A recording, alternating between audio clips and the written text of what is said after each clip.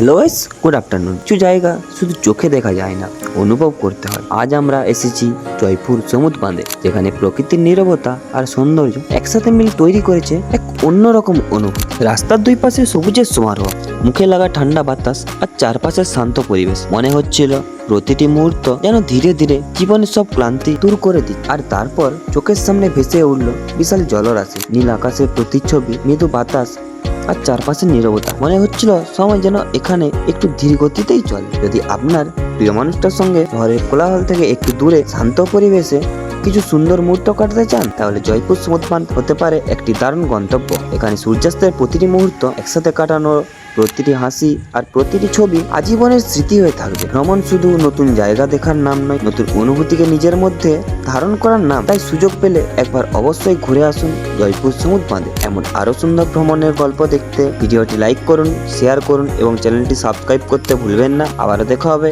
নতুন কোনো অজানা গন্তব্যে।